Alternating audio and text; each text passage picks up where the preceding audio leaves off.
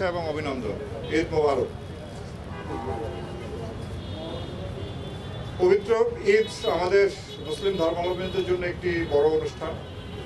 এই অনুষ্ঠানকে কেন্দ্র করে পুরা রমজান মাসের প্রথম থেকেই আমরা নিরাপত্তামূলক ব্যবস্থা গ্রহণ করেছি।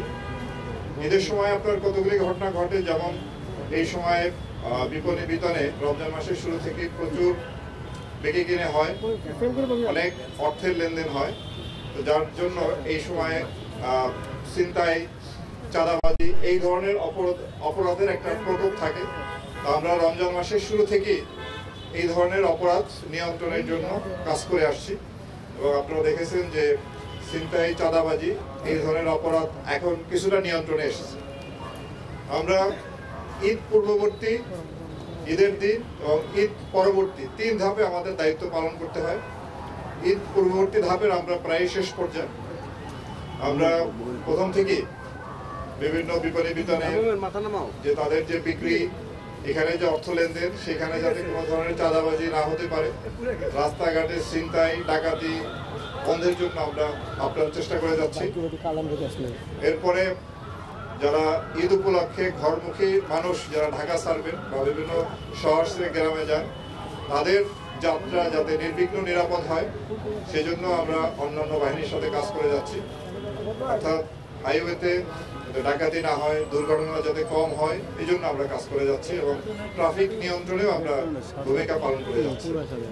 এই সময় বাস টার্মিনাল, লঞ্চঘাট, ট্রেন স্টেশন, এখানে প্রচুর জনসমাগম হয়।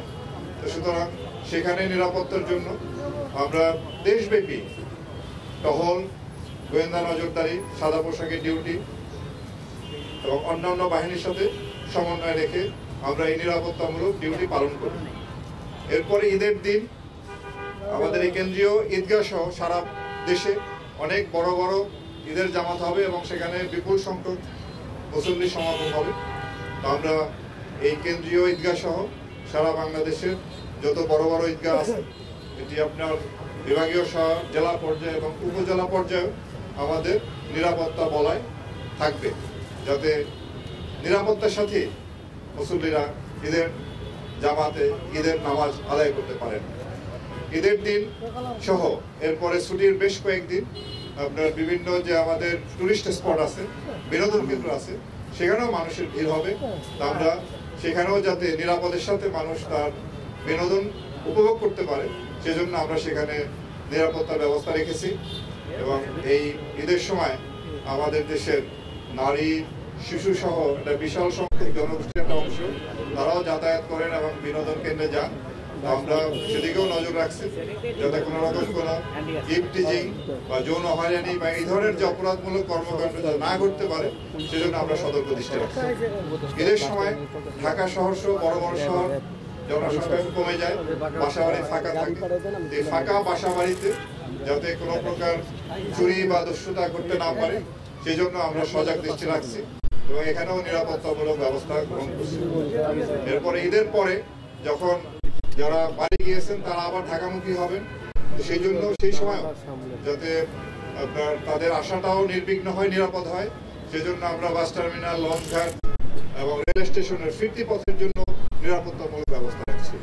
আমরা সবকিছু মিলিয়ে এই সময়টায় যাতে আরো অন্যান্য কিছু অপরাধ হয়, যেমন মলম পার্টি, অজ্ঞান পার্টি, জাল টাকা, মাদকের অপব্যবহার, এগুলো যাতে বিস্তার করতে না পারে এজন্য আমরা আমাদের সতর্ক দৃষ্টি সেখানে আমরা রাখছি। আমরা সর্বোপরি আপনাদের সহযোগিতায়, দেশবাসীর সহযোগিতায়, আমরা যারা আইন শৃঙ্খলা রক্ষাকারী বাহিনী আছে সবার সম্মিলিত প্রচেষ্টার মাধ্যমে ঈদটি যাতে সুন্দরভাবে উপভোগ করতে পারে সেই চেষ্টা আমাদের অব্যাহত আছে এবং ইনশাআল্লাহ আমরা আশাবাদী এবার ঈদ নির্বিঘ্নে আমরা করতে সক্ষম হব। আপনারা ইতিমধ্যে দেখেছেন যে আমাদের যে ঈদ জার্নি, যেটা ঢাকা থেকে বাইরে যাওয়াটা অন্যান্য বছরের চেয়ে তুলনামূলকভাবে এবার একটু স্বস্তিদায়ক হয়েছে।